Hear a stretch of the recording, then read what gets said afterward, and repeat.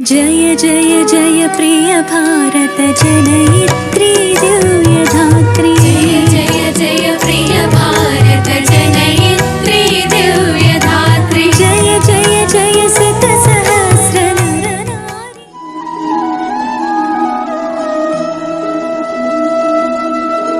Bharat channel ప్రేక్షకులకు వీక్షకులకు శుభాకాంక్షలు. నన్నయ్య నుంచి నారాయణ రెడ్డి వరకు అనే సాహితీ సంచికా కార్యక్రమాన్ని మనం చెప్పుకుంటున్నాం. అందులో భాగంగా ఈ పూట నంది తిమ్మన గారు రచించిన పారిజాతాపహరణాన్ని గురించి చెప్పుకుందాం. తెలుగు వాళ్లకు నచ్చిన అతి ప్రేమగా చూచుకునే కావ్యనాయక సత్యభామ. మరో ప్రత్యేకం తెలుగు వాళ్ళకి ఏమిటంటే ఆంధ్రనాట్యం కూచిపూడి భామా కలాపం ద్వారా సత్యభామ యొక్క హావభావాలు, కోపతాపాలు, రూపురేఖా విలాసాలు తెలుగు వాళ్లకు చాలా సుపరిచితమే. వీటిని అన్నిటినీ కూడా తొలిసారిగా అక్షరబద్ధం చేసి రమణీయంగా, కడు కమనీయంగా చిత్రించిన కవి నంది తిమ్మన గారు. ఆయన కావ్యం పారిజాతాపహరణం.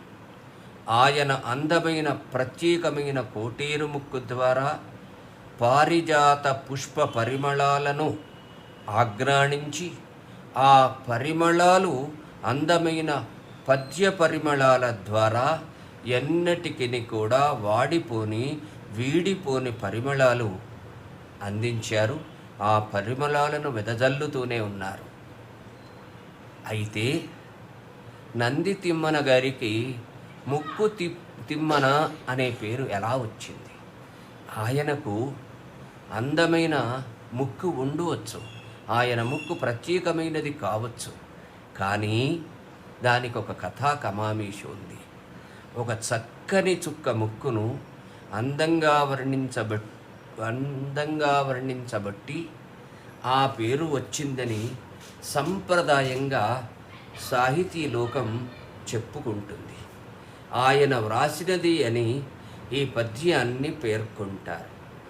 నానాసూన వితాన వాసనల ఆనందించు సారంగమేలా నన్నుల్లదటంచు గంధపలి పల్కాకంతపంబుంది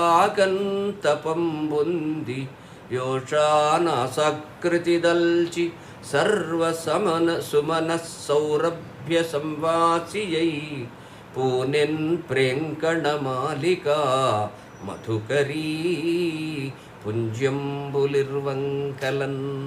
నానాసూన వితాన వాసనల ఆనందించు సారంగమేలా నన్నుల్లదటంచు గంధపలి పల్కాకంతపంబొంది యోషానాసకృతి దల్చి సర్వసుమన సౌరభ్య సంవాసియై పూనెన్ ప్రేంకణమాలికా మధుకరీ పుంజంబులిర్వంకలన్.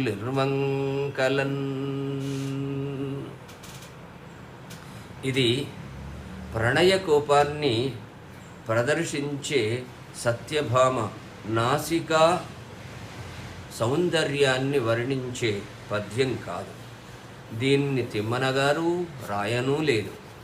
ఇది రామరాజభూషణుడు వసుచరిత్రలో రాజుగారి క్రీడా సచివుని చేత చేయించిన వర్ణంలోని పద్యం. అయినా ఈ పద్యాన్ని తిమ్మన గారి దగ్గర కొనుక్కునే తన గ్రంథంలో వసుచరిత్రకర్త పెట్టుకున్నాడని సాహితీపరులు సరదాకు చెప్పుకుంటారు. కానీ సత్యానికి సగం మెరుకే. ఇది నానాడికి ఒకవైపు కథే. నంది తిమ్మన గారు పారిజాతాపహరణం వ్రాయడానికి ఒక కారణం, కథ ఉందట. కృష్ణరాజల భార్యలలో ఒక దేవీరి తరఫున అరణంగా వచ్చిన కవి అని ప్రతీతి. రాణివాసంలో ఒక సంప్రదాయం ఉండేదట. రాత్రిపూట రాజుగారు విచ్చేసేదాకా రాణిగారు పాన్పు మీద తలగడ దిక్కున తలపెట్టుకొని పడుకోకూడదు. పాదాల వైపునే పడుకోవాలి. ప్రభువు వచ్చాక లేపితేనే ఇటువైపు తిరగాలి. ఒకనాడు రాయలుగా వారు ఎంతకు పడకింటికి రాలేదు. అర్ధరాత్రి అపరాత్రి దాటాక నిద్ర కళ్ళతో వచ్చి రాణిని లేపకుండానే పడుకున్నాడట. నిద్రలో ఆమె కాలు వారి శిరస్సుకు తగిలిందట. వెంటనే ఇటు ఆయన అటు ఆమె ఇద్దరు కూడా లేచారు. రాయలవారు ఆమె కావాలనే కాలితో తన్నిందని కోపగించుకున్నారు. వెనువెంటనే ఆమె నగరు విడిచి వెళ్ళిపోయారు. మళ్ళీ ఆ గడపలోకి కాలు పెట్టలేదు. అమ్మగారు కుమిలిపోయింది. ఏలిన వారికి ఈ జన్మలోనే కాదు, కృష్ణావతారంలోనే ముద్దు భార్య మెత్తని కాలితాపులు తప్పలేదు. ఆ జన్మలోనే నొచ్చుకోలేదే ఆ స్వామి, ఈ జన్మలో ఎందుకు ఇలా ప్రవర్తిస్తున్నారో మరి అని చీవాట్లు పెట్టడానికి తిమ్మన గారి కావ్యం రాచారట. ఇందులో కొంత సత్యం ఉండవచ్చు. తిమ్మన గారు అమ్మ తెచ్చిన విద్వాంసులు కాకపోయినా అమ్మ మెచ్చిన సత్కువులు కాకపోలేదు. రాణివాసం వారికి వచ్చిన కష్టాన్ని తప్పించడానికి కలం పట్టుకుని ఉంటారు. రాయలవారు అడగలేదు, కొలువుకు పిలిచి చేతిలో తాంబూలం పెట్టనూ లేదు. అయినా తిమ్మన గారు ఈ కావ్యాన్ని వ్రాసి అర్జెంటుగా అంకితం ఇచ్చారు. కృత్యాది పద్యాలలో రాయలవారు అపర కృష్ణావతారమని తిమ్మన గారు ఇలా వర్ణించారు. యాదవత్వమున సింహాసనస్థుడుగాని సింహాసనస్థుడై చెన్నుమెరయ. యాదవత్వమున సింహాసనస్థుడుగాని సింహాసనస్థుడై చెన్నుమెరయ. గొల్ల ఇల్లాండ్రతో గోడిగించుట చేసి పరకామిని సహోదరత చూప. గొల్ల ఇల్లాండ్రతో గోడిగించుట చేసి పరకామిని సహోదరత చూప. మరి సుతునకై మధురడించుట చేసి పరవర్గ దుర్గముల్ బలిమి కొనగా. మరి సుతునకై మధురడించుట చేసి పరవర్గముల్ బలిమి కొనగా. పారిజాతమునాసపడి పట్టి తెచ్చుట ఔదార్యమున దాని నగడు పరుపా. గోరి తోలు మేనదనకైన కొదువలెల్ల మాంచుకొనవచ్చి భువనైక మాన్యలీల. కోరి తోలు మేనదనకైన కొదువలెల్ల మాంచుకొనవచ్చి భువనైక మాన్యలీల. అవతరించిన కృష్ణుడౌ ననగమించే నరస విభు కృష్ణరాజ భునాయకుండు. శ్రీకృష్ణుడికి 8 భార్యలు. అందరూ మమతాభిమానులే. ద్వారకా నగరంలోని తోటలలో, కావలసిన తీరున నిర్మించిన కొండ చర్యలలోని తోటలలో, ఏటి ఒడ్డున ఉన్న పొదరిళ్లలో, జలకేళి చేసే నదుల తీరాన కట్టిన మణిమయ సౌధాలలో, ఏ వేళలో ఏ భార్య ఎటువంటి సరసం కోరుకుంటుందో ఆ వేళలో ఆ తీరున ఆ భార్యతో మాయాకల్పనా చాతురితో కృష్ణుడు వినోదించేవాడు. అయితే ఆ భార్యల్లో ఇద్దరు తాము అందరికన్నా అధికులము అనుకునేవాళ్ళు.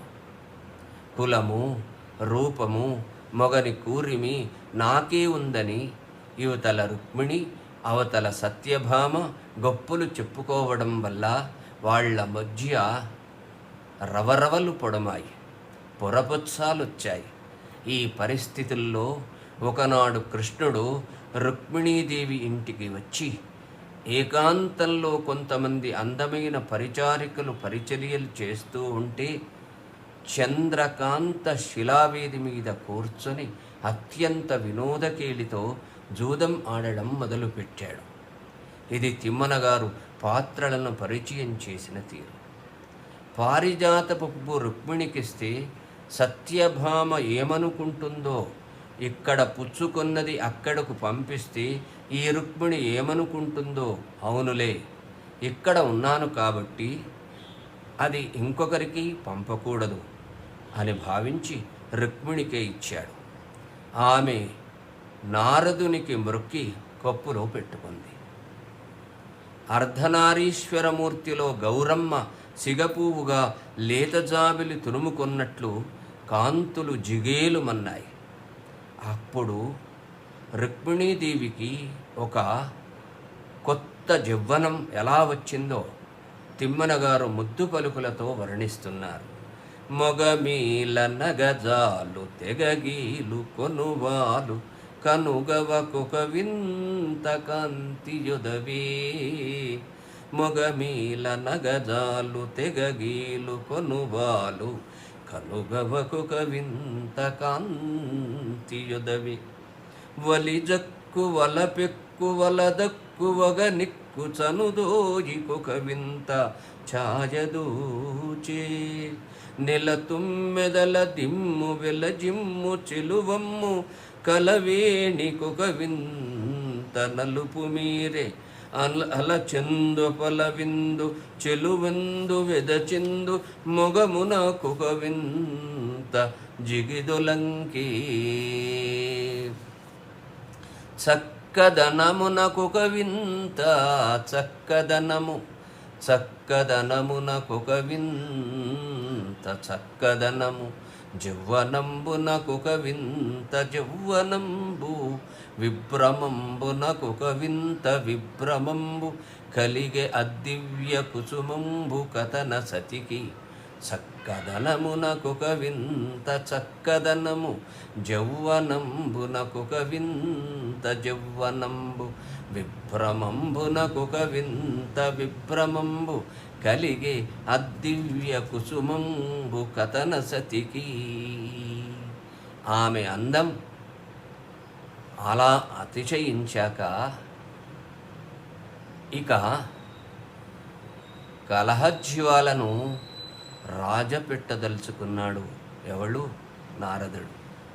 నారదుడిచ్చిన పువ్వే కృష్ణుడికిస్తే కృష్ణుడు రుక్మిణి గారికి ఇచ్చాడు. అమ్మా, ఇది సమస్త లోకాలలో ఇప్పటికీ నలుగురే ధరించారు. నారదుడు చెబుతున్నాడు చూడండి. అమ్మా, ఇది సమస్త లోకాలలో ఇప్పటికి నలుగురే ధరించారు.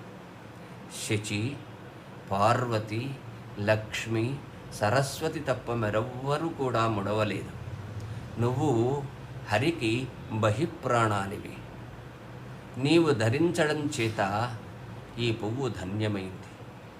ఈ పుష్పం, ఈ పువ్వు పరిమళం చెడదు, వాడదు, పరవం తప్పదు.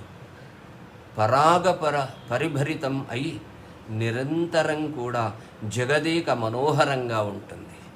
ఎప్పటికి కూడా వాడనటువంటిది, ఎప్పటికి కూడా తాజాగా ఉండేటటువంటిది, ఎప్పటికి కూడా పరిమళ భరితమైనటువంటి ప్రత్యేకతతో కూడింది ఆ పారిజాత పుష్పం అని చెప్పిన నారదుడు ఇంకొంచెం వివరాల్లో కూడా వెళ్ళాడు. అలి నీలాలక నీవు నీ సతి రహస్య క్రీడ వర్తించు వేళల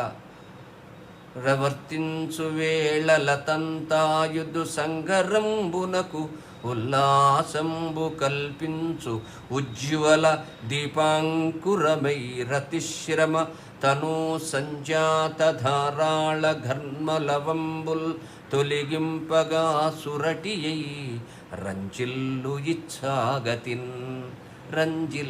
ఇచ్ఛాగతిన్ అలి నీలాలక నీవు నీ సతి రహస్య క్రీడ వర్తించు వేళల తంతాయుధు సంగరంబునకు ఉల్లాసంబు కల్పించు ఉజ్వల దీపాంకురమై రతిశ్రమ తను సంజాత ధారాళ ఘర్మలవమ్ముల్ తొలగింపగా సురటియై రంజిల్లు ఇచ్చాగతిన్. నిత్యం బ్రహ్మచారి అయినటువంటి సర్వజ్ఞుడు కనుక నారదుడు రహస్య క్రీడలను గురించి కూడా చెప్పాడు, అభిభాషించాడు. తరువాత ఇన్నాళ్ళు సవతులందరిలో సత్యభామ కనుసన్నులందే హరివశంవదుడై తిరుగుతాడని విన్నాం. కానీ స్వామి నీ పట్లనే అనురాగమున్నవాడు. కాకపోతే ఈ పువ్వు మరెవ్వరికీ ఇవ్వక నీకెందుకు ఇస్తాడు అని ప్రశ్నించాడు. అంతటితో ఊరుకోకుండా కాస్త ఎగసన దోచాడు. ఇంకా చూడండి, చక్కనిదాననంచు ఎలజౌవనినంచు జగంబులోన పేరెక్కినదాననంచు పతియంతయు నాకనురక్తుడంచు తానిక్కుచు విర్రవీగుచు గణింపదు కాంతల సత్యయింతకున్ శృక్కకయున్నె నీ మహిమ సూచిన బూటులు విన్నవించినన్. చక్కనిదానంచు నెలజౌవనినంచు జగంబులోన పేరెక్కినదానంచు పతియంతయు నాకనురక్తుడంచు తానిక్కుచు విర్రవీగుచు గడింపదు కాంతల సత్యయింతకున్ శృక్కకయున్నె నీ మహిమ సూచిన బూటులు విన్నవించినన్. ఈ సంగతి చెలికత్తలు చెప్తే సత్యభామ దుఃఖించకుండా ఉంటుందా అని కావాలనే అన్నాడు నారదుడు. చెలికత్తలు చెప్పాలనే కోరాడు. వాళ్ళు చెప్పడానికి వెళ్ళారు.